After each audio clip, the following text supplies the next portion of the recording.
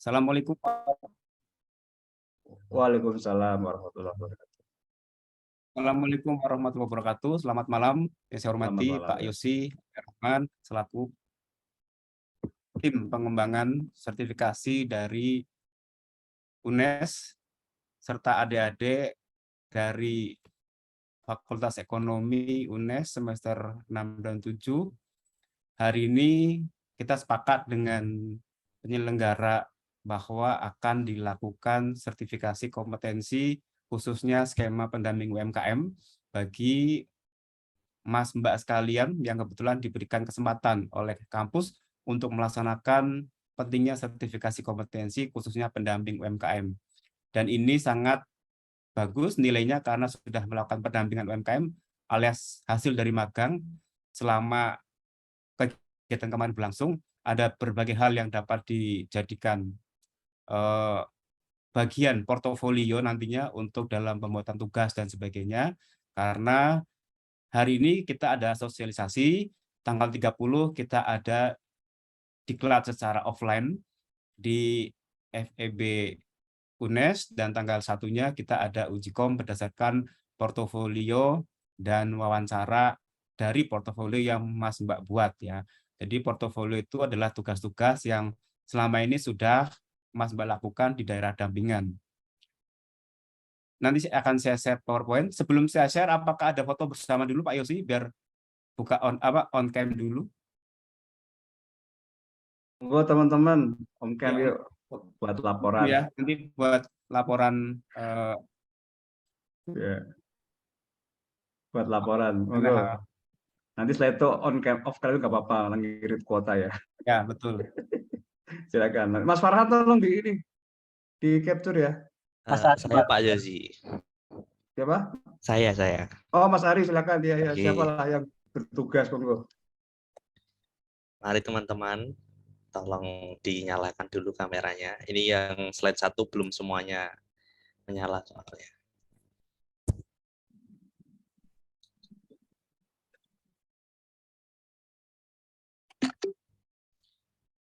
Yang slide 1 kurang Mas Patrisius Dimas Gigi Pratama. Terus yang slide 2 ini masih ada beberapa yang belum on cam kebetulan teman-teman. Oke.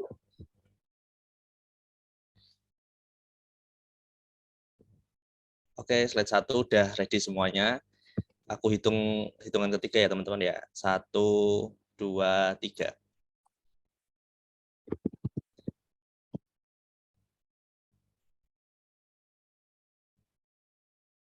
Kemudian slide kedua. Ini belum semuanya on cam, tidak apa-apa Pak Yosi. Ya, apa. Oke, slide 2, 1, 2, 3. Oke, sudah Pak. Oke, makasih Mas. Baik, terima kasih Mas Ari.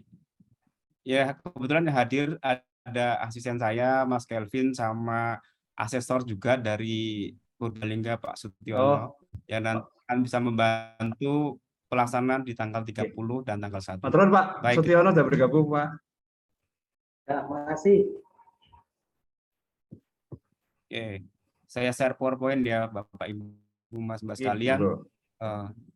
Kita hari ini slide-nya memang 68 slide ya, tapi ini kita hari ini mungkin karena sosialisasi sampai slide 12, selanjutnya untuk slide diklat di tanggal 30.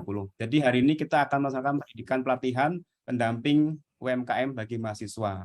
Jadi kadang berpikir bahwa kenapa sekarang itu setiap mahasiswa gitu ya diwajibkan melakukan sertifikasi kompetensi.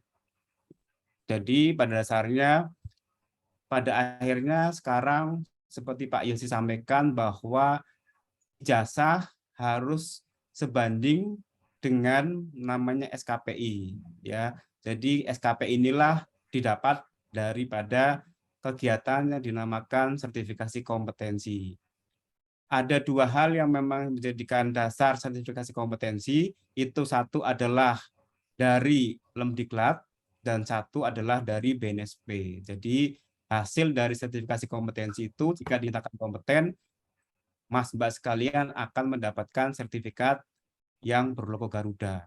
Dari ini dapat dijadikan bagian kesempatan untuk bekerja di dunia industri maupun kebetulan kalau di setiap instansi pemerintah, baik itu Pemkab, Pemprov maupun di kementerian, setiap calon pelamar pekerja atau ASN wajib melampirkan yang namanya sertifikasi kompetensi. Itu yang dimiliki oleh hari ini, insya Allah akan disampaikan oleh Fakultas Ekonomi untuk melibatkan saudara-saudara Mas Mbak sekalian dalam sertifikasi kompetensi khususnya skema pendamping PMKM. Jadi apa itu sertifikasi kompetensi? Adalah spesifikasi dari setiap sikap, pengetahuan, keterampilan, dan atau satu keahlian, serta penerapan secara efektif dalam pekerjaan sesuai dengan SKKNI, Standar Kompetensi Kerja Nasional Indonesia. Itu yang disandarkan oleh Kemenaker. Jadi ada 3 hal yang menjadikan dasar Mas Mbak itu kompeten. Beda dengan lulus ya. Mungkin kalau lulus sudah memenuhi standar, mungkin standarnya 5 gitu, sudah dinyatakan lulus. Tapi kita ini BNSP memberikan kompetensi bukan hanya berdasarkan knowledge atau ilmu pengetahuan yang selama ini Mas Mbak dapat dalam bentuk KHS. Tapi secara kompetensi kami lihat apakah ilmu itu sudah diterapkan di dalam kehidupan di luar. Ya, implikasinya apakah sudah ada belum transfer skill-nya, ya, kemampuan. Mungkin kalau sekarang ada di pendamping UMKM, bagaimana Mas Mbak selama ini mendampingi di daerah dampingan? Apa yang sudah dikerjakan? Rencana-rencana apa yang sudah diberikan kepada daerah dampingan? Motivasi apa? Coaching apa yang selama ini Mas Mbak lakukan di daerah dampingan? Itu skill-nya. Selain ilmu pengetahuan, skill juga ada attitude. Attitude itu bagaimana dasarnya adalah sikap. Yang hari ini alhamdulillah sudah hadir semua untuk pelaksanaan sosialisasi diklat dan diharapkan tanggal 30 juga hadir semua untuk diklat kompetensi skema pendamping UMKM. Karena bagian attitude adalah bukan hanya kehadiran saja, tapi juga ada pemberkasan yang lain-lain. Ada syarat-syarat yang nanti akan disampaikan di slide selanjutnya. Syarat-syarat yang wajib Mas Mbak itu dikumpulkan pada hari di mana kita wajib melaporkan data diri Mas Mbak itu ke BNSP untuk mendapatkan hari dan tanggal serta nama asesor yang akan ditugasi menguji, mengakses Mas Mbak sekalian. Itu bagian daripada attitude.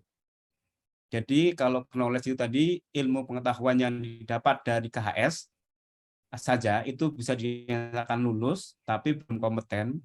Ditambah juga transfer skill bagaimana penerapan dari ilmu pengetahuan itu di daerah dampingan. Bisa juga lulus 2 hal itu tapi belum kompeten. Yang menjadi kompeten itu pertama adalah sudah mencantumkan NIK Mas Mbak itu di BNSP karena NIK itu wajib dilampirkan di BNSP untuk mendapatkan jadwal uji kompetensi skema yang didaftarkan berdasarkan data diri yang wajib dilampirkan.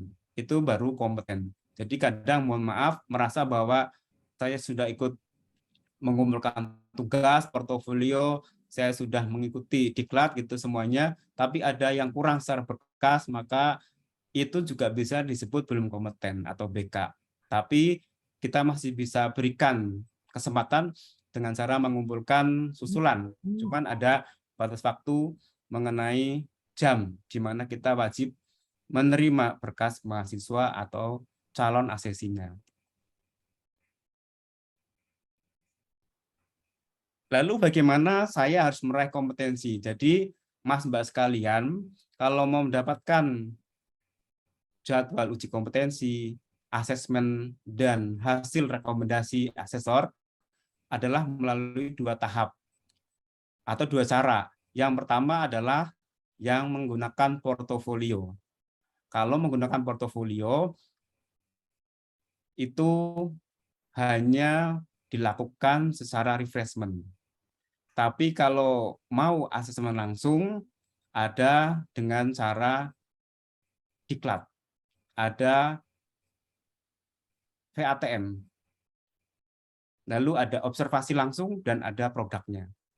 Karena permintaan saat ini hampir seluruhnya akan diberhentikan sistem online karena merasa sudah berakhir masa pandemi, sehingga semua kegiatan uji kompetensi di tahun depan rencananya akan dilakukan secara offline.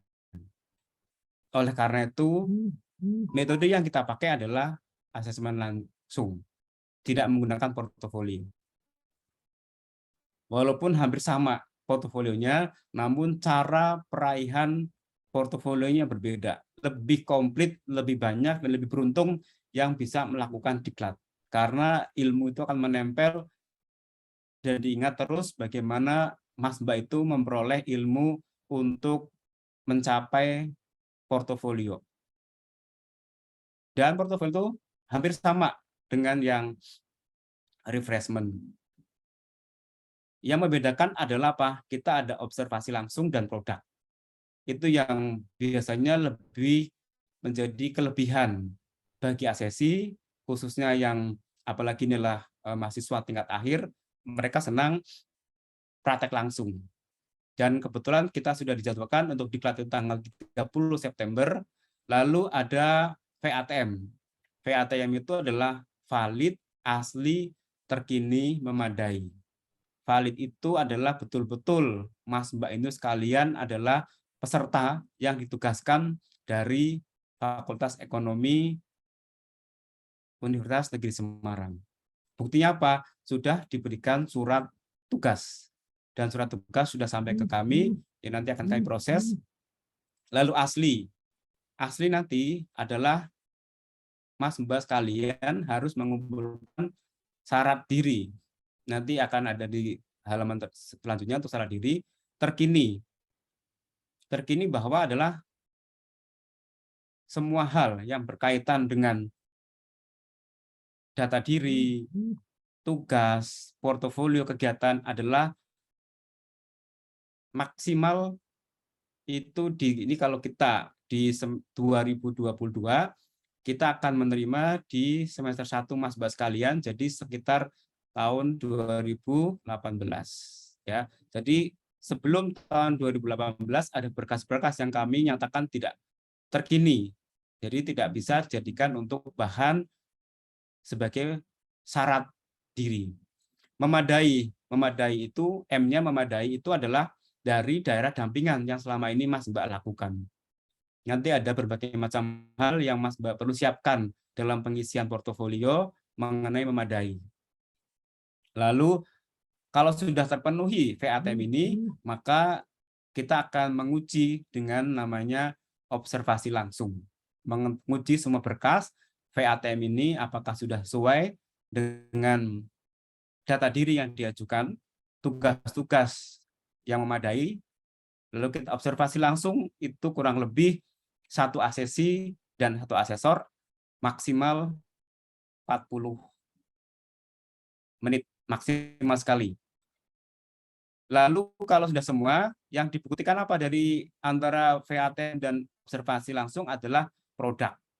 Ya, kalaupun dalam dampingan tiba-tiba tidak ada produk, maka cukup kita menggunakan observasi langsung dari VATM ini.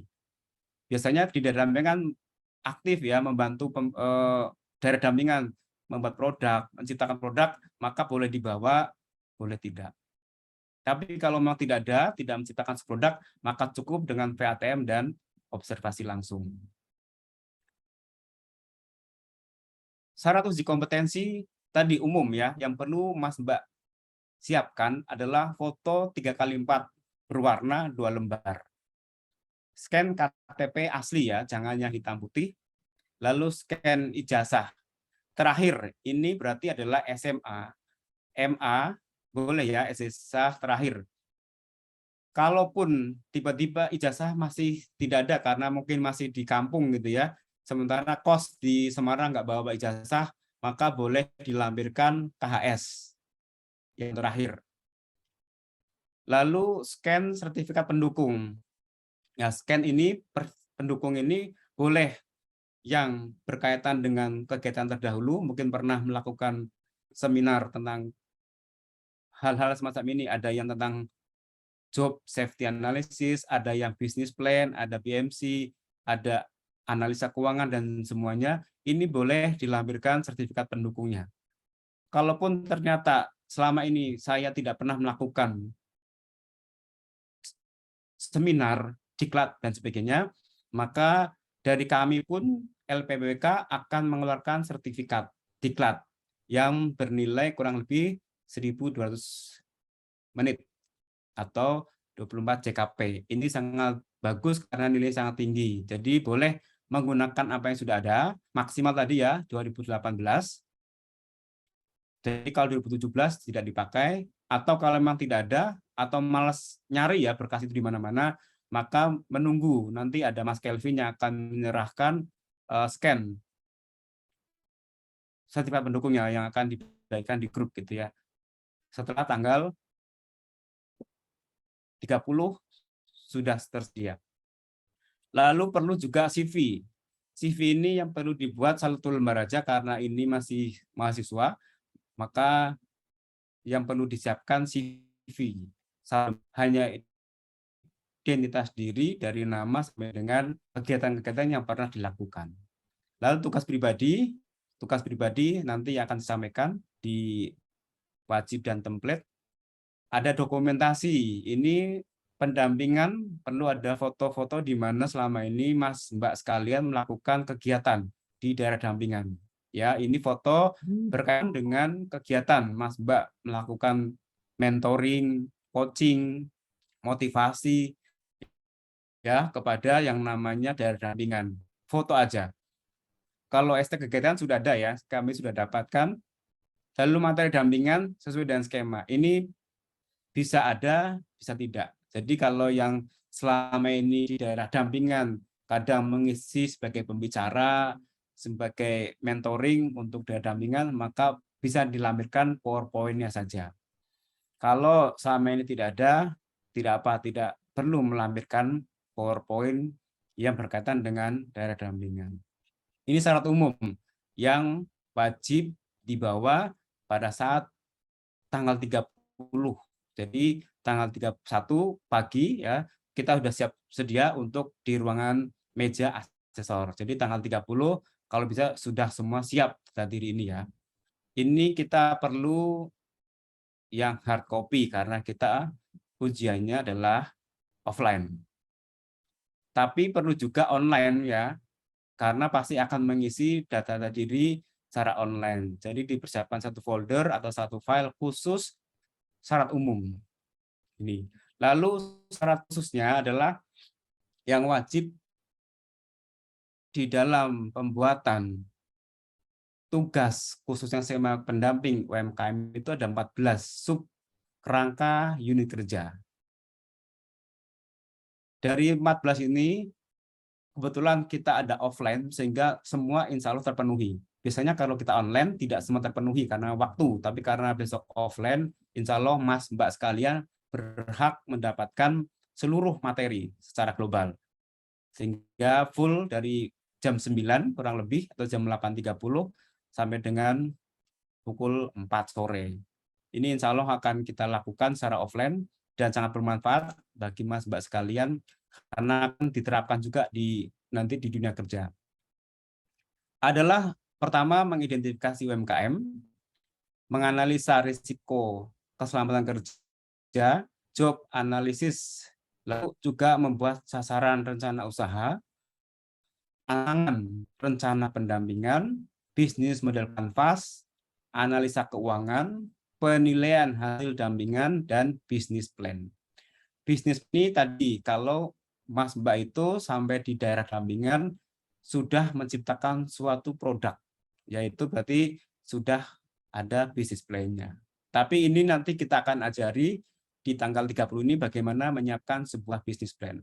Mungkin ada juga yang pernah ikut uji KWU, maka sudah pernah mendapatkan tugas berhubungan dengan business plan. Kalau template-nya sudah kami siapkan juga, nanti tinggal mengisi setiap template yang sudah ada, adalah bagaimana melihat identifikasi UMKM adalah melahirkan identitas usaha. Jadi cerita, jadi kalau selama ini, dan ini masih ada di daerah dampingan, mencoba mencari tahu izin usaha aja yang dicari. Contohnya apa? Sudah punya NIB belum? Sudah punya NPWP belum? Bagaimana struktur organisasinya, bagaimana permodalan, bagaimana pemasaran, apa IG-nya, apa websitenya, dan semua. Ini yang Mas Mbak persiapkan selama ini di daerah dampingan. Apalagi kalau masih di daerah dampingan masih bagus ya, tinggal mengimplikasikan. Lalu sasaran rencana usaha adalah bagaimana komponen pokok penjualan, SDM-nya, HPP-nya, dan sebagainya. Ini linear dengan yang namanya business plan. Lalu 6 pokok RRP. Jadi ada rencana, rancangan, pendampingan. Kalau selama ini mungkin dibagi ya, ada satu desa pendampingan atau UMKM itu mendampingi satu UMKM dengan 2 peserta atau mahasiswa. Saat ini 2 mahasiswa ini mendampingi yang namanya khusus pemasaran produk saat ini. Jadi RPP ke depan adalah dibuat aja, kan ada 6, bagaimana melihat pemasarannya, manajemen risikonya, keuangannya, lalu bagaimana untuk permodalan dan sebagainya. Berarti di yang saat ini sudah dilakukan adalah contohnya Mas Kelvin ini mendampingi di legalitas usaha, NIB, NPWP. Dimasukkan aja pokok perizinannya atau legalitasnya sudah ada NIB, ada NPWP. Next, kan ada 6 pokok yang belum terisi. Pilih salah satu, kira-kira yang ke depan itu apa? Walaupun masih dalam bayangan gitu ya. Diisi aja salah satu, nanti apa pemasarannya, apa manajemen keuangannya, apa SDM-nya, dan sebagainya. Ini 6 pokok RRP.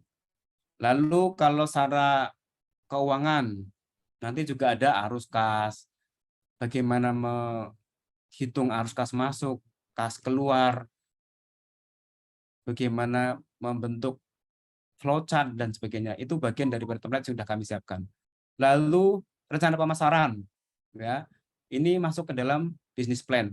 Sorry, ya business plan ya, pemasaran. Kalau selama ini sudah ada Instagram, bagaimana nanti pemasaran dari produknya? Mungkin selama ini Instagramnya masih umum, jual produk, katakan apa ya? Kalau di dampingannya itu UMKM khususnya untuk sambal teri gitu ya, maici gitu ya. Jadi mungkin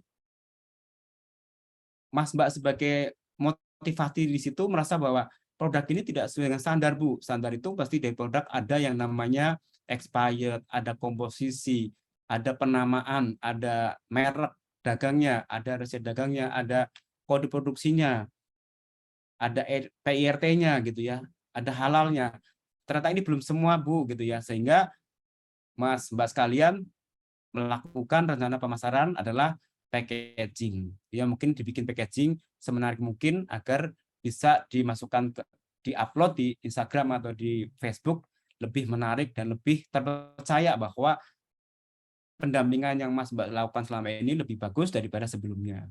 Itu rencana pemasaran.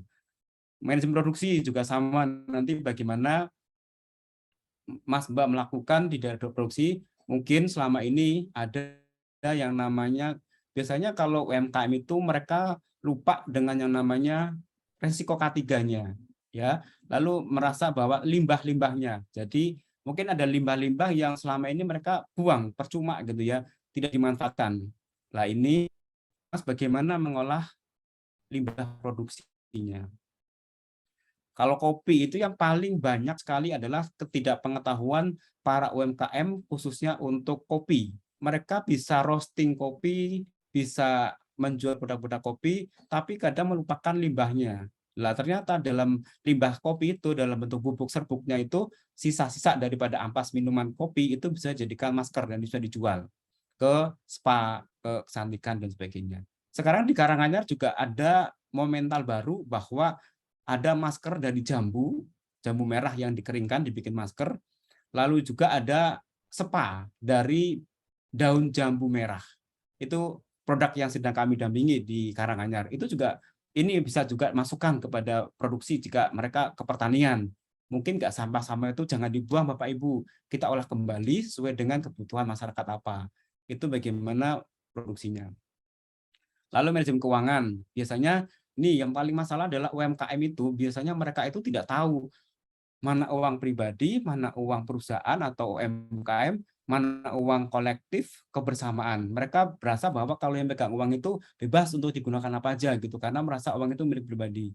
Ini yang salah. Jadi Mas sekalian memberikan masukan bahwa harus terpisah manajemen keuangan. Nanti kita juga tak tambah di sini adalah materi laporan keuangan UMKM menggunakan entitas UMKM yang terbaru dan bisa juga aplikasi-aplikasi yang terbaru. Aplikasi yang digunakan oleh BNSP itu adalah aplikasi SIAPIK. Jadi Mas Mbak besok kalau mau presentasi coaching ke daerah dampingan, Bapak Ibu lebih mudah menulis semua laporan keuangan dalam bentuk aplikasi. Ayo ajarkan bagaimana mereka mendownload SIAPIK, bagaimana memasukkan akun-akun dalam SIAPIK. Ini di manajemen keuangan. Lalu buku utang dan piutang saya pikir di akuntansi nanti ya di laporan keuangan nanti kita ada juga template-nya. Yang non template itu adalah yang berhubungan dengan langsung. Yang ini sebagai dasar untuk observasi langsung. Bagaimana Mbak Mas mengcoaching jika ada masalah. Melakukan negosiasi jika ada salah satu daripada mungkin dari supplier sama distributor masalah mengenai harga, masalah mengenai utang piutang. Lah bagaimana Mas sebagai negosiator yang baik di daerah dampingan. Lalu bagaimana juga memotivasi mungkin karena ini BBM naik ya Mas Mbak gitu ya. Kita mengeluh bagaimana kita akan menaikkan produknya gitu kan. Apakah kita mau tutup atau mau lanjut. Makanya Mbak sebagai motivator di situ sebagai pendamping di UMKM maka memberi motivasi. Kira-kira strategi apa yang harus dilakukan yang namanya membuat usaha lebih baik. Maka ada SWOT-nya ya. Nanti ada SWOT-nya yang Mbak harus bisa membuat SWOT bagaimana kita menghadapi strength, menghadapi weakness, threat, ya kan, menghadapi juga opportunity. Itu yang harus Mbak sampaikan sehingga dari SWOT itu menghasilkan sebuah yang namanya strategic management. Lalu ada juga bagaimana membuat company profile UMKM, CP ini ya, company profile UMKM. Mbak juga harus bisa komputer mendesain bagaimana UMKM ini menarik dilihat ya, mungkin dari mendesain bagaimana profilnya agar mereka punya kenangan di situ. Lalu tools itu bisa iya bisa tidak, nanti adalah tadi kalau mau membuat yang namanya SIAPIK tadi, mereka diajari bagaimana membuat SIAPIK. Toolsnya di situ aja cukup untuk para pendamping UMKM khususnya keuangan. Toolsnya adalah membuat mereka mendownload SIAPIK dan masukkan akun-akun keuangannya. Lalu jika ada permodalan kurang, bagaimana Mbak bisa mempresentasikan cara pengajuan modal, baik itu pembiayaan yang berbunga menggunakan perbankan maupun aspek-aspek non pembiayaan berbunga modal. Contohnya apa? Bagaimana Mbak Mas mendesain sebuah rancangan yang CSR supaya apa? Daerah dampingan itu dibantu oleh BUMN, BUMD atau perusahaan-perusahaan afiliasi lain yang fokus konsen kepada UMKM. Nah ini bagaimana Mas Mbak expert untuk membuat bantuan khususnya proposal. Ya mungkin di sini ada banyak anak BEM ya.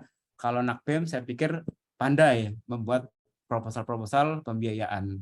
Proposal-proposal pendanaan ya kepada instansi, kepada BUMN, kepada BUMD atau kementerian. Dan itu Mas Mbak nanti akan dapat sini bagaimana supaya proposal itu goal. Apa aja yang harus diterapkan pertama. Dan akhirnya adalah studi kelayakan. Studi kelayakan ini ada standarnya, jadi bukan studi kelayakan yang AMDAL, itu bukan. Jadi studi kelayakan khusus atas kegiatan Mas Mbak selama dampingan di daerah dampingan. Semua berkas ini kebetulan karena offline, sehingga ini harapannya bisa dicicil dari sekarang ya. Nanti saya akan bagi ini PowerPoint ini dipelajari template-templatenya, yang perlu diisi dulu diisi. Kalau memang belum bisa sepenuhnya diisi, itu kita ada WA group, dan tanggal 30 kita ada pendalaman materi lagi, bisa didiskusikan di tanggal 30. Intinya semua ini saya siapkan untuk Mas Mbak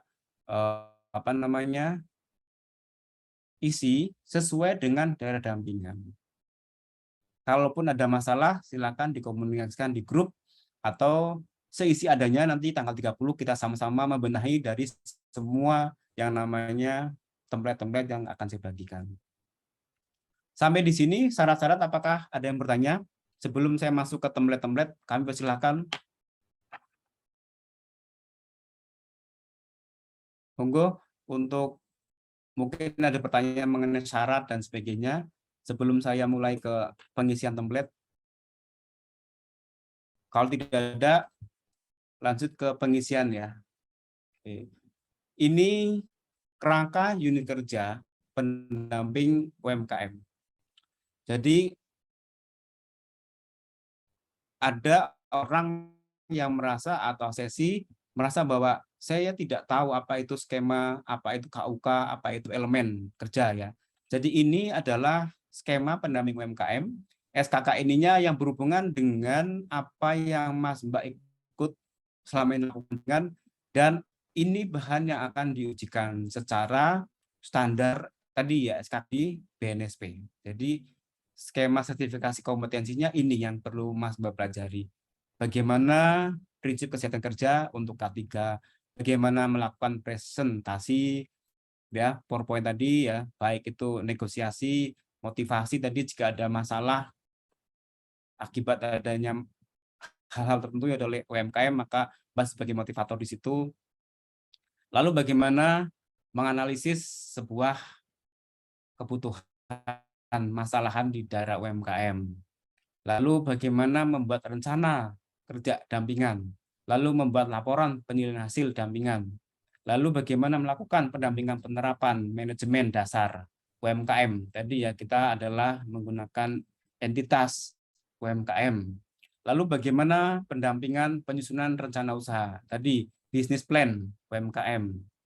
Lalu bagaimana melakukan pendampingan pembuatan profil perusahaan. Tadi company profile UMKM. Dan bagaimana melakukan pendampingan penyusunan laporan keuangan. Tadi kita juga sudah bisa menggunakan dan tambahan SIAPIK karena sudah dinyatakan daripada BNSP. Lalu bagaimana melakukan pendampingan akses pembiayaan UMKM. Tadi ya, bagaimana akses pembiayaan ini dibantu untuk mereka dapat modal, baik yang berbunga menggunakan perbankan atau dengan CSR. Lalu bagaimana pendampingan penyusunan studi kelayakan usaha. Ya, tadi hasil daripada seluruh ini dirangkum. Lalu pembimbing penerapan tools dan teknik peningkatan produktivitas. Tadi bagaimana penerapan SIAPIK agar setiap UMKM itu sudah memiliki laporan keuangan yang menggunakan aplikasi. Itu yang perlu dipelajari, karena ini akan selamanya Mas Mbak ingat sampai di dunia kerja. Ini loh yang perlu selama ini lakukan, ternyata akan bermanfaat pada saat Mas Mbak kerja ke depan. Tadi ada skemanya, judulnya, ada KUK-nya, kerangka unit kerjanya, ya, ada elemen kerjanya. Elemen kerja itu dari setiap ini, contohnya membuat bisnis plan, ya, membuat bisnis plan. Jadi adalah bagaimana Mas Mbak itu melihat dulu sejarahnya, usahanya di situ gimana, lalu produk apa yang ada, sehingga bagaimana akan diversifikasi produk dan sebagainya. Itu namanya elemen kerjanya. Jadi skemanya pendamping UMKM, KUK-nya itu adalah unit kerjanya, ada 14 ini. Elemen kerjanya itu adalah dari setiap unit ini dilakukan pemecahan-pemecahan tergantung daripada daerah dampingan Mas Mbak sekalian. Oke, template-nya ini seperti ini ya. Jadi template ini nanti saya akan kirim di grup dalam bentuk Word supaya Mas Mbak itu bisa mengolah sendiri. Ya, jadi ini nanti cara pengisiannya adalah dari customer segment dulu. atau dari kanan saya atau dari kiri Mas Mbak sekalian, ya.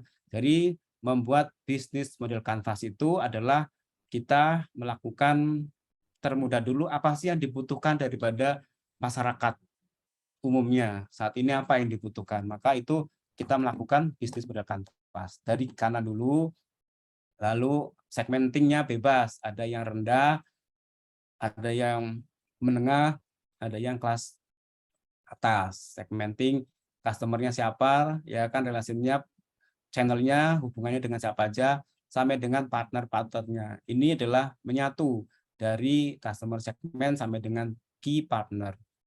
Terus dari ini muncullah bagaimana pembiayaan cost structure. Gajinya berapa kira-kira. Gaji ini yang kadang merasa bahwa saya pemilik UMKM, jadi saya tidak mendapat gaji. Padahal salah. Di situ adalah milik yang pertama adalah gaji dia berapa, tentukan dulu. Supaya apa? Kalau kita sudah tahu gaji, kita bisa menentukan produknya berapa. Gaji anak buahnya atau anggotanya berapa gitu kan. Jangan dilihat untungnya terakhir. Karena kalau kita lihat untungnya terakhir, UMKM nggak akan maju. Mereka merasa bahwa ya uang itu saat itu miliknya, dibagi rata semua. Tapi apa cost structure? Dia harus punya saving. Jika laba tertahannya harus ada.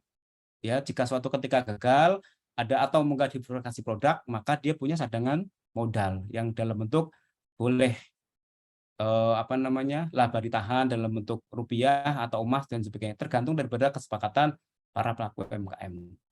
Ya, ini adalah yang membuat dari kanan saya, berarti dari customer segment sampai dengan partner, lalu cost structure dan revenue stream-nya. Revenue stream itu adalah tadi ya, bagaimana keuangan tadi dan sebagainya. Ini cara membuat bisnis model kanvas. Lalu SWOT. Ya, kalau SWOT ini diisi, tujuannya apa? Tadi untuk melihat kalau Mbak punya masalah, pendampingan daerahnya punya masalah, maka Mbak Mas itu menganalisa menggunakan SWOT. Mungkin apa? Harga mahal gitu ya, harga bahan bakunya mahal. Padahal kekuatan kami ada di situ ya, produk kami sudah, kalau ingat ya, kekuatan, strength, dan weakness, kelemahan itu ada di internal, ya, ada di internal daripada pendamping UMKM, ya, ada di dampingan UMKM juga, ada di Mas Mbaknya dan ada di daerah dampingannya. Itu ingat, SW itu ada di internalnya. Kalau di opportunity dan threat itu adalah dari luar, ya. Mungkin saat ini karena BBM mahal gitu ya, maka saya menciptakan BBM lokal. Mungkin ya, nah ini opportunity-nya, kesempatan. Treat-nya apa? Ya, treat-nya apa? Kita tidak memiliki, kalau kita menciptakan BBM lokal, sehingga treat-nya ancamannya apa? Karena daerah kami hampir seluruhnya produksi yang sama, dari limbah ini jadi BBM, maka muncullah ancaman-ancaman para pesaing-pesaing baru yang menghasilkan produk BBM dan sebagainya. Itu adalah dari luar. Ingat, opportunity dan threat adalah ancaman dari luar. Boleh itu ancaman dari lingkungan makro maupun juga dari lingkungan kebijakan negara. Ya, tadi BBM naik dan sebagainya itu berpengaruh. Ya, SWOT ini dikaitkan dengan bagaimana Mas Mbak memberikan solusi ya di antara masalah-masalah yang ada di daerah dampingan. Ada minimal 5 strength, 5 weakness, 5 opportunity, 5 threat. Itu minimal baru kita menghasilkan sebuah yang namanya EVAS atau IFAS, yang muncul sebuah strategi. Ya, kalaupun nanti nggak sampai IFAS tidak masalah, yang penting sudah tahu strength-nya, tahu weakness-nya, tahu opportunity-nya, tahu threat-nya. Ya. Lalu job safety analysis, ya ini template-nya sudah ada di kami juga, nanti share juga dalam bentuk Word. Ini adalah bagaimana biasanya dari daerah dampingan melihat tempat produksinya ya. Ini contohnya aja, ada operasional, ada warehouse, ada office, ada parkir, ada store. Jadi bebas, ini sebagai contoh. Karena setiap daerah dampingan pasti CSA-nya berbeda-beda. Ada yang produksi tanpa gudang juga ada yang kebun ya, kebun berarti ladang itu ya, bukan kantor tapi ladang gitu ya. Atau juga dari tempat ada parkir atau tidak, mungkin juga dari lain ya. Jadi itu adalah kegiatan-kegiatan yang berhubungan dengan bagaimana keselamatan kerjanya. Ya mungkin juga yang UMKM-nya ada di tengah hutan atau di tengah sawah juga banyak kan. Jadi tergantung lingkup daripada apa yang dilakukan Mas Mbak selama daerah dampingan itu. Lalu laporan penilaian dampingan sama tadi. Ini sebenarnya rangkuman dari yang namanya identifikasi usaha dampingan. Nama UMKM-nya siapa? Bidang usaha itu bidang usaha UMKM. Contohnya apa? Ada Makmin, ada properti, ada fashion, ada juga kria dan sebagainya. Alamatnya jelas, alamat usaha UMKM-nya. Pemiliknya jelas. Kalau UMKM mesti ada yang namanya ketua dan sebagainya. Minimal ada ketuanya, sekretaris atau bendahara. Ya, waktu pendampingan. Ya ini sebenarnya semua diisi tanggal. Jadi kalau ini berarti Mas Mbak kapan masuk ke sana? Ya masuk melakukan pendampingan kapan? Lalu identifikasinya tadi ya, masalah-masalah yang ada sebelum Anda masuk. Makanya di sini ada pra dan pasca. Sebelum Anda masuk apa yang terjadi, lalu setelah Anda masuk apa yang terjadi. Ini adalah sementara ini yang belum Anda lakukan. Kalau yang ini tingkat margin nanti bisa terakhir saja ya, kita hitung bersama karena yang penting sudah ada kira-kira produk UMKM kami, contohnya daerah dampingnya Kelvin itu UMKM di bidang kria ya, souvenir dan sebagainya. Mungkin penjualannya seminggu boleh, harian boleh, bulanan boleh, dikalkulasi. Selama mau tribulan, mau semester atau tahunan boleh dijumlahkan berapa, keuntungan berapa, baru tingkat margin berdasarkan tahun sekarang, sebelumnya, sekarang, dan rencana ke depan. Itu nanti di akhir kita sama-sama mengisi. Terus ada masalah ini tadi ya, bagaimana Mbak coachingnya, ya masalahnya gimana, Mbak beri solusi apa. Tadi kan sudah muncul, maka dilampirkan ke sini adalah untuk kinerja keterlaksanaan Mas Mbak selama pendampingan. Bisa coaching, bisa motivasi, bisa juga memberikan presentasi ya, boleh. Ini boleh. Pilih salah satu. Kalau tiga-tiganya boleh, silakan. Contohnya mungkin ada yang tiga-tiganya saya juga memberikan presentasi, saya juga mengcoaching, saya juga motivasi boleh. Tapi minimal ada satu kegiatan.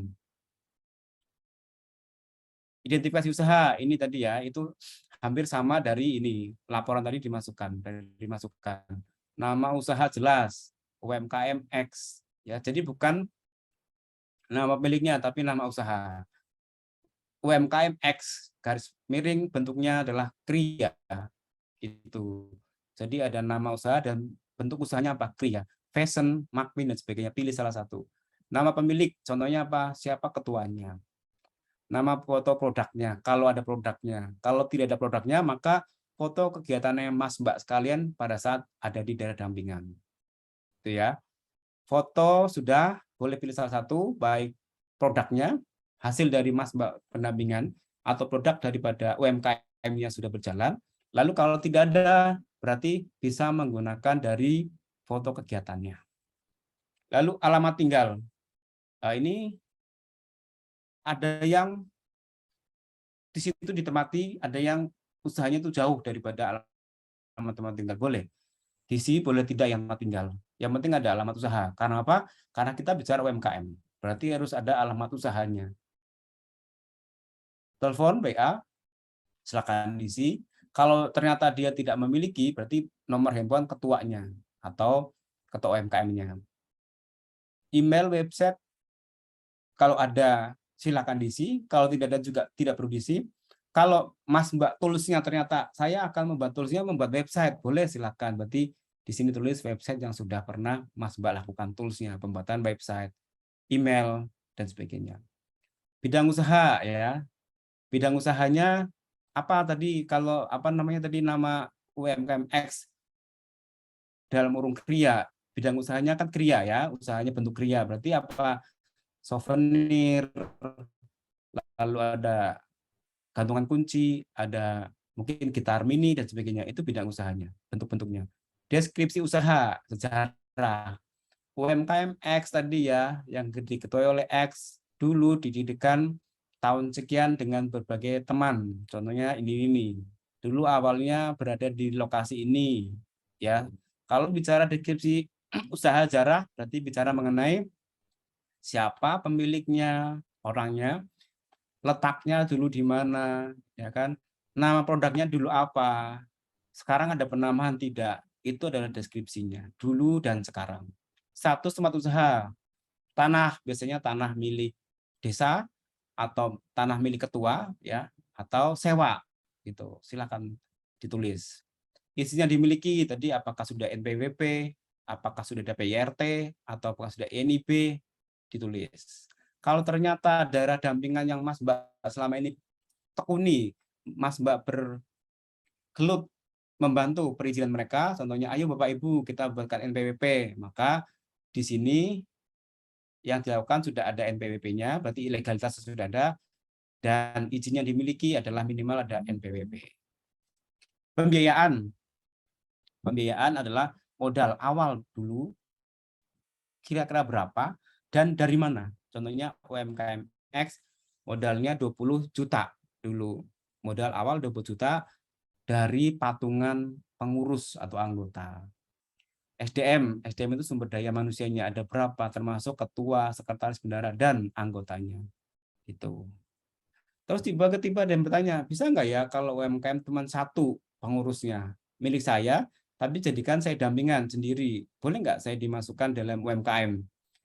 Boleh, selama dia ada produknya, ya. Jadi boleh SDM-nya satu, gitu ya. Selama ada produknya boleh dimasukkan.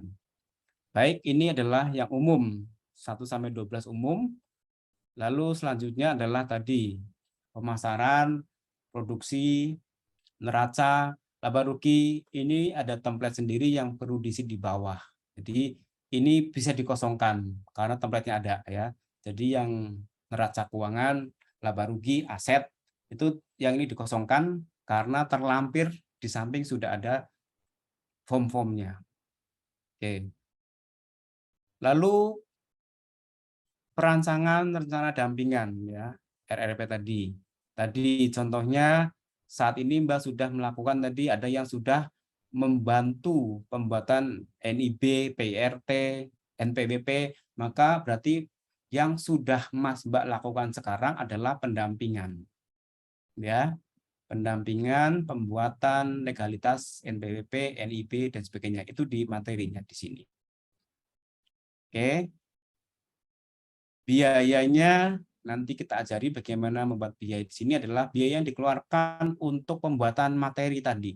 Gitu. Bisa 0 ya karena NPWP kan gratis, bisa 0 gitu ya. Bisa juga juta, tergantung.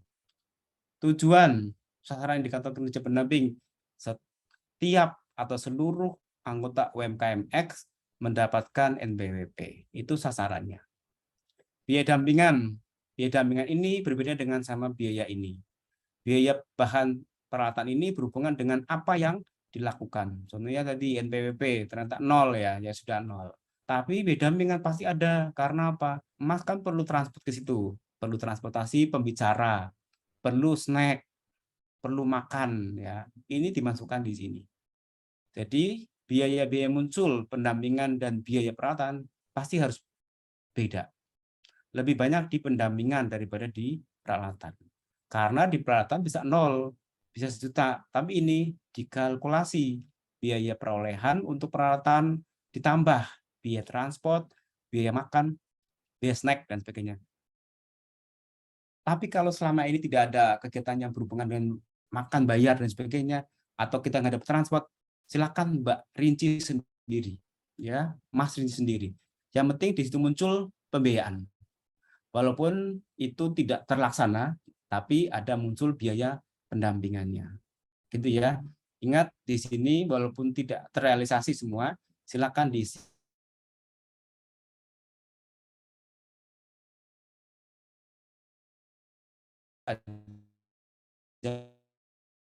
Ingat ada isinya. Lalu ini waktunya memiliki NPWP gitu ya.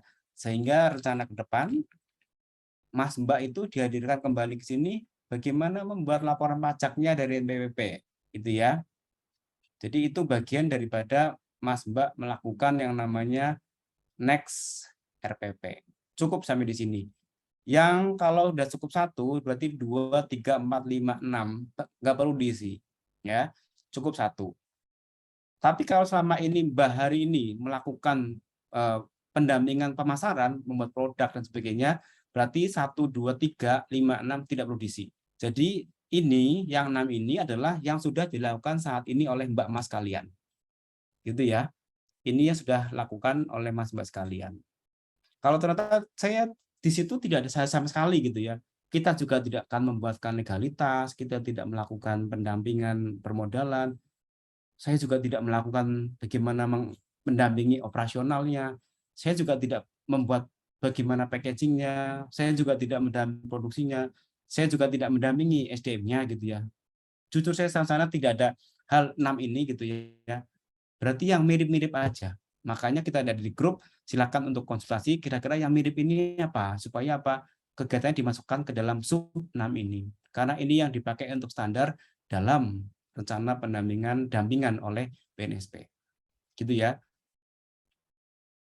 Lalu, oke, itu template yang perlu disiapkan Mas Mbak. Mungkin sebelum ke yang lain silakan, ini template sudah selesai. Kalau mau udah bertanya kami persilahkan. Sebelum saya masuk file-file yang perlu disiapkan. Silakan kalau ada bertanya kami persilakan. Monggo teman-teman. Ini Pak Arif mungkin udah harus dari UMKM ya. Mungkin kalau ada usaha lain, usaha keluarga, usaha yang lain yang pernah didampingi mungkin boleh ya Pak Arif ya, fleksibel ya. Iya, boleh. Karena kan saya juga belum tahu mereka mahasiswa ini dari dampingannya apa kan kita belum melakukan pemetaan ya. Jadi nanti makanya di grup kira-kira saya punya apa gitu boleh di situ. Jadi kita nanti akan next tanggal 30 udah dipersiapkan materinya gitu.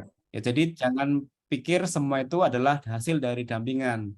Tapi karena kita pendampingan UMKM maka seolah-olah pendampingan gitu ya, walaupun bisa juga dilakukan oleh Mas Mbak sendiri sebagai pelaku di situ gitu. Iya, siap. Jadi teman-teman kalau misalkan di daerah dampingan kita harapkan sih memang yang dari magang ini ya, tapi ternyata setelah melihat apa ya mungkin sustainability dari UMKM itu mungkin yang jelas tidak kurang dari 2018 ya Pak Rif, yang update berarti ya. Iya, betul. Jangan kurang dari itu. Jadi kalau ada misalkan kebingungan atau mungkin bisa disampaikan aja. Jadi biar yang penting ada pengalaman lah. Silakan. Ya, silakan Mas Ari Widodo. Baik, terima kasih atas waktunya Bapak. Yang ingin saya tanyakan itu, saya ingin bertanya, menegaskan bahwa hasil yang kita laporkan nanti misalnya itu adalah apa yang sudah kita lakukan atau mungkin baru rencana yang akan kita lakukan, itu yang pertama.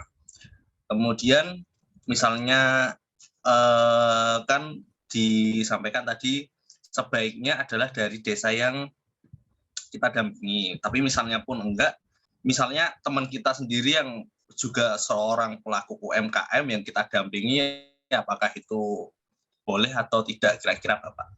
Baik. Terima kasih atas. Baik Mas Ari, jadi kalau tadi ya seperti sampaikan Pak Yosi, kalau bisa itu dari hasil dampingan ya, di mana itu terjun ke lapangan. Tapi kalau memang mungkin ada bagian-bagian yang mungkin kriterianya kok tidak memenuhi atau mungkin agak bingung, boleh dari usaha sendiri juga boleh. Ya, yang penting ada produknya ya, atau dari teman-teman sendiri. Nanti tinggal kita mengolah kepengurusannya, ya, legalitasnya, sama identifikasinya.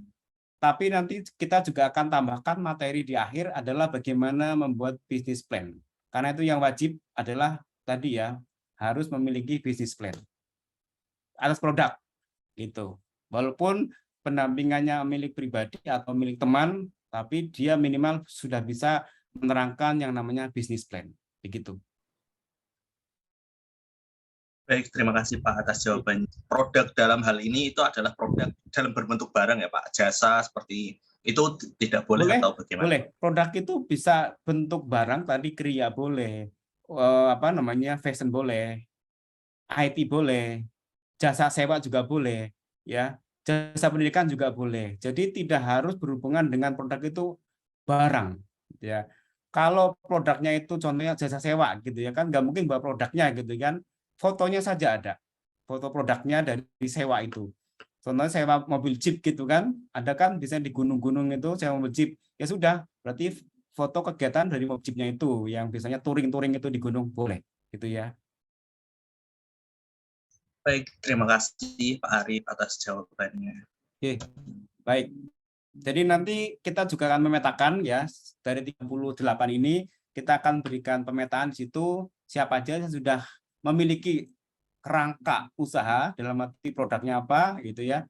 Nanti baru tanggal 30 kita sama-sama membantu bagi yang belum memiliki produk atau belum memiliki dana dampingan gitu ya. Jadi nanti masih ada waktu kurang lebih 1 minggu. Jadi silakan untuk aktif di grup, kira-kira usaha saya ini masuk nggak gitu ya, dan sebagainya. Begitu ya Mas Ari, bagi teman-teman silakan begitu. Lalu ini yang perlu disiapkan dalam satu folder atau satu file, boleh satu file ya, boleh satu folder. Biasanya kalau tugas itu lebih enak satu file kalau mau online ya. Kalau satu folder itu adalah ada tugas SWOT, ada tugas rencana pendampingan, ada foto produk UMKM, ada foto produk di sosmed, ada laporan akhir pendampingan, ada CSA, ada identifikasi usaha, ada bisnis model kanvas, ada analis keuangan, ya, ada itu tugas-tugas. Lalu yang perlu wajib ada adalah tanda tangan Mas Mbak sekalian, ditulis di kertas putih, ya, itu tanda tangan asesi, itu wajib ya, di kertas putih, nanti di upload by JPEG boleh, lalu Word boleh, lalu PDF juga boleh. Surat tugas dari instansi sudah ada, tadi sudah saya dapatkan. Sertifikat pendukung juga sudah siap karena hari ini sudah hadir semua, berarti bisa diciptakan, diterbitkan oleh Mas Kelvin, besok akan memberikan ke Mas Mbak sekalian pada tanggal 30. Lalu produk UMKM ya bisa ada bisa tidak. Lalu KTP asesi wajib berwarna. Ijazahnya terakhir ya, ini ijazah terakhir, berarti SMA boleh. Kalau ternyata saya nggak ada ijazah, masih ada di rumah ya, karena di kos, maka KHS berwarna. Foto asesi, latar belakangnya merah, dan CV asesi. Ya, foto ini tujuannya nanti akan ditempel di sertifikat BNSP-nya di halaman akhir. Ini yang nanti disiapkan dalam satu folder atau satu file. Oke. Ya, ini apel 1, apel 2 adalah apel 1 di mana Mas Mbak sekalian itu adalah siap mengirimkan dan siap menyerahkan seluruh persyaratan data dirinya. Itu di apel 1. Lalu apel 2 itu siap diuji, siap dan mampu untuk mengikuti uji kom ya dengan skema pendamping UMKM dengan semua bukti-bukti tugas-tugas yang Mas Mbak isi, bisa online isinya untuk berkasnya, dan offline karena pada saat offline kita harus bawa tugas-tugas itu. Itu nanti kita kalau online untuk apel 1, apel 2 berarti isinya tanggal 30 sore. Lalu untuk offline-nya mohon dibawa juga hard copy-nya di tanggal 31. Begitu. Nanti ada tutorial pengisiannya pada saat kita tanggal 30 secara online ya, untuk pengisian datanya. Ada juga persetujuan asesmen, di mana tadi kalau sudah mengisi apel 1, apel 2, maka saya siap diuji pada tanggal, isinya persetujuan diuji tanggal 1 Oktober. Oke. Jadi ada juga formulir umpan balik, ya, di mana ada laporan. Saya akan diuji, berarti Mas Mbak sudah hak mendapatkan diklat. Sudah oke, ada sertifikat diklatnya. Umpan balik selama diklat itu saya diajari mengenai 14 KUK tadi, ya, sudah ada 14 KUK dan segalanya. Itu formulir umpan balik yang hanya tugasnya mencentang semua. Oke, jadi kita tunggu diklat offline itu tanggal 30 September jam 9 di ruangannya, nanti akan menyusul. Uji kom tanggal 1 Oktober. Mungkin pada saat uji kom diharapkan menggunakan jaket alma mater untuk tanggal 1 Oktobernya. Itu untuk kegiatan sore ini. Untuk selanjutnya ini adalah untuk pada saat di diklat tanggal 30, ada kurang lebih 48 slide lagi, ya. Jadi nanti ada pengisian dan sebagainya. Ini, ya, ini yang perlu kita isi bersama-sama. Nah, ini semua ada. Malam ini saya share bentuk quote-nya untuk bisa Mas Mbak pelajari dulu, ya. Kalau silakan di print, ditulis pakai pensil dulu boleh, supaya besok pada tanggal 30 bisa kita revisi bersama-sama. Ya, ini adalah yang perlu kita pelajari di tanggal 30. Dan insya Allah sangat bermanfaat karena kita secara offline sehingga banyak waktu yang bisa dipelajari. Mungkin gitu, sebelum tutup, silakan kalau ada pertanyaan. Izin bertanya, Pak. Ya, silakan. Kita kan masing-masing kelompok kan mengirimkan dua anak ya, Pak. Kalau misalnya di kita kan ada kegiatan di BUMDes-nya tersebut, ternyata UMKM-nya kalau misal ternyata cuma satu, kira-kira 2 orang tersebut mendampingi satu UMKM diperbolehkan nggak, Pak? Boleh Mas, boleh. Jadi nanti contohnya, ya, kalau tadi ini Mas apa contohnya? Saya, Pak, itu kalau nggak salah UMKM-nya tuh kayak Enggak, jualan Masnya sama-sama temannya. sama disebutin namanya, Pak. Iya. Sama Nurul, Pak. Nurul sama Masnya siapa namanya? Adwin, Pak. Mas Edwin sama Nurul contohnya, ya. Contohnya ada di UMKM keripik, ya. Keripik khas Semarang gitu, ya, contohnya itu. Jadi dilihat dari manajemen produksinya Mas Nurul gitu, ya. Nurul itu putra atau putri? Putri, Pak. Putri, Mbak Nurul. Jadi Mbak Nurul khusus untuk produksi keripiknya gitu. Lah Mas Edwin lihat daripada packagingnya atau pemasarannya, produknya gitu. Ya, dua itu beda. Tapi produknya sama. Kalau pada saat identifikasi boleh sama, Mas. Gitu, ya. Yang membedakan itu nanti di akhirnya itu kan di halaman terakhir ada konsultan pendamping. Walaupun produknya sama, konsultannya harus berbeda-beda. Gitu, ya, Mas Edwin dan Mbak Nurul harus buat sendiri walaupun isinya sama, tapi yang tanda tangan di akhir nanti ada konsultan pendamping itu yang berbeda. Begitu, ya, Mas? Oke, Pak, terima kasih. Ya, contohnya ini kita lihat di sini, ya. Contohnya nanti adalah jadi di rencana yang 6 tadi.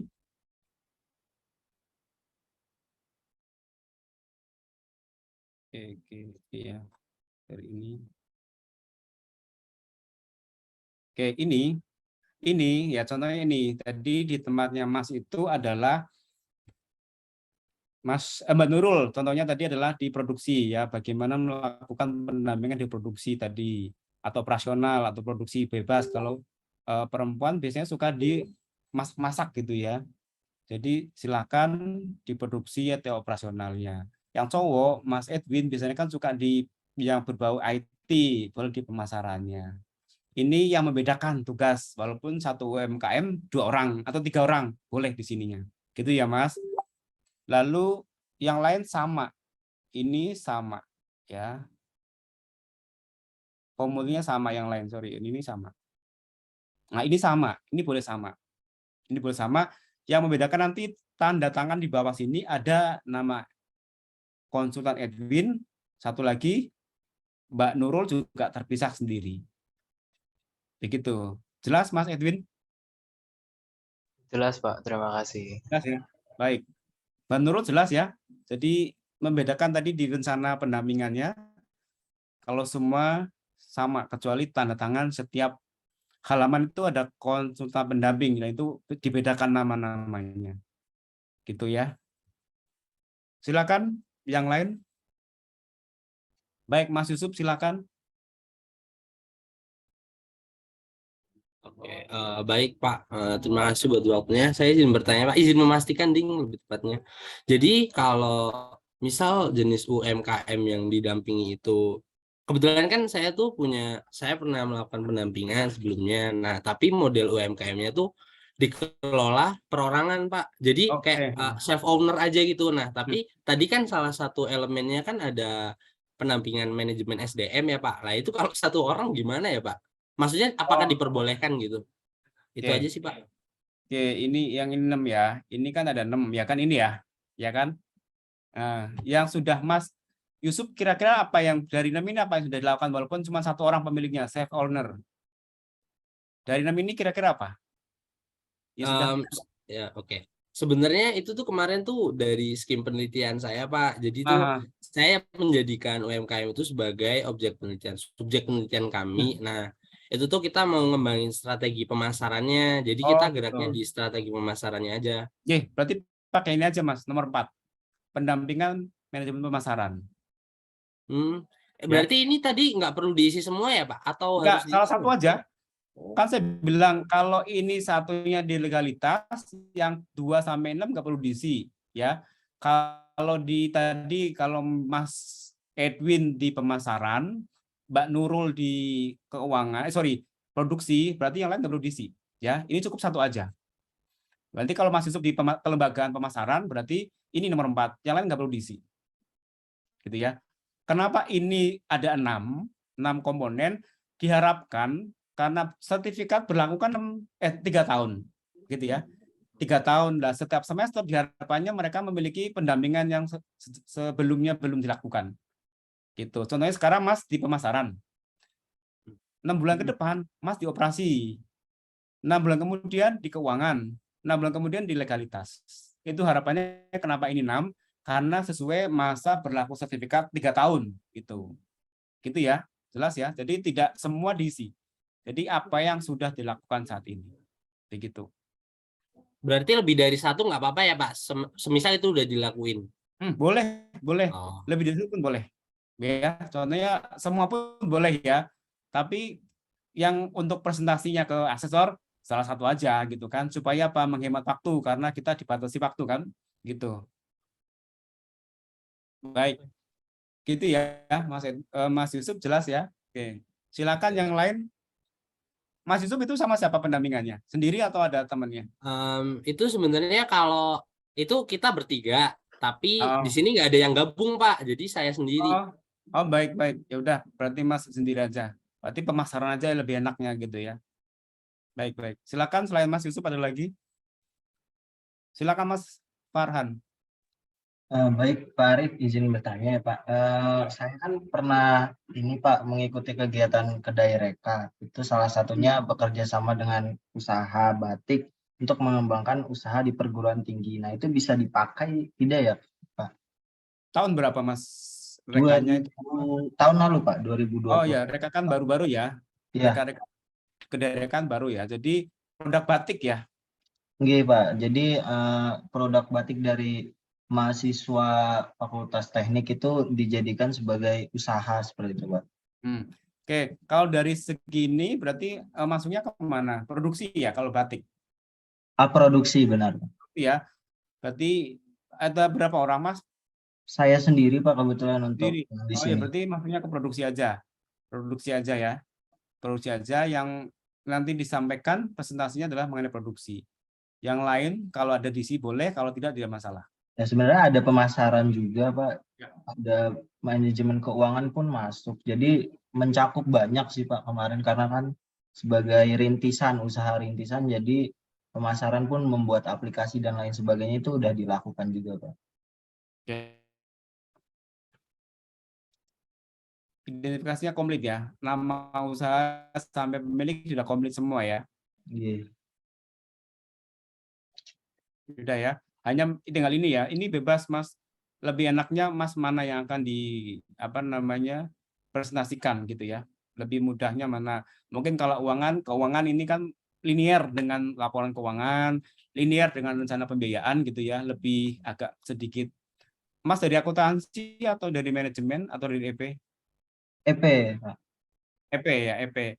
EP kan nggak mendalam mengenai akuntansi ya.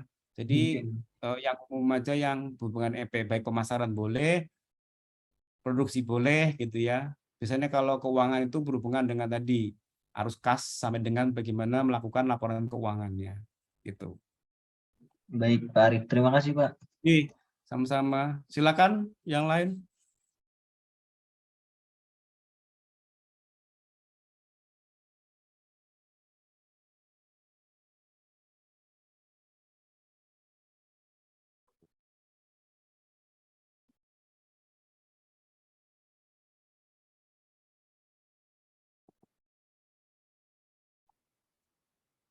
Baik, mungkin dari saya begitu Pak Yosi. Saya pikir teman-teman nanti bisa share di grup kira-kira nanti apa yang sudah ada di benak mereka mengenai produk maupun mengenai daerah dampingan. Bisa pilih salah satu gitu. Oke. Siap, maturun Pak Arif atas penjelasannya. Jadi tadi sudah dijelaskan oleh Pak Arif dan juga ada beberapa fleksibilitas ya. Tadi misalkan dari Adwin, misalkan di satu desa ini kan ada 2 orang ya per kelompok. Jadi nanti bisa 1 UMKM. Jadi itu memudahkan teman-teman untuk membuat analisis. Termasuk mungkin ada usaha-usaha lain. Tidak harus tapi memang harapannya sih di desa. Tapi kalau memang karena waktu juga 10 hari ya, paling yang memungkinkan saja lah. Terus nanti untuk kegiatan kita selanjutnya adalah tanggal 30 September itu sekitar jam 8.30 atau jam 9 lah. Nanti kita sampai jam berapa Pak kira-kira Pak hari Jumat? Kira-kira tanggal 9 boleh Pak, nanti jam 8 pembukaan ya. Tanggal Siap. 9 kita mulai. Sampai Karena jam Jumat berapa itu Pak? Kira-kira. kepotong sholat Jumat ya Kak?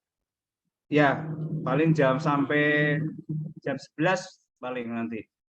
Maksimal, terus nanti lanjut lagi sampai jam berapa Pak? Jam 3. Tengah 9 sampai jam 11, nanti kita jam 11 sampai jam 1 rehat, mungkin break, nanti sampai jam asar jam 4 lah, maksimal jam 4. Maksimal jam 4, baik. Di aula ya teman-teman ya, tanggal 30, dari pagi sampai nanti kami sediakan makan siang. Terus untuk hari uji komnya itu hari Sabtu jam 8. Jadi harapannya setengah 8 sudah ready, termasuk sudah membawa dokumen-dokumen yang dipersyaratkan. Jadi jam 8, mudah-mudahan jam 12 sudah selesai ya Pak. Untuk apa? Untuk ujian? Iya, kira-kira bisa. Ujian ya. Kalau ini kan ke 38, nanti kita bagi ke 4 asesor ya. Asesor. Mudah-mudahan lebih jam 8, 9, 10, jam 11 selesai insya Allah. Oke, sampai selesai Mas. Nanti di ruang, nanti teman-teman yang uji kom bisa menunggu di ruang rapat, nanti seperti dulu Pak, nanti asesornya di ruang dosen. Di ruang dosen nanti bisa kami bagi nanti biar lebih eksklusif untuk memberikan istilahnya penilaian untuk portofolio dari teman-teman semua. Oke. Kalau tidak ada pertanyaan dari teman-teman mahasiswa, mungkin kita bisa akhiri untuk pertemuan malam ini.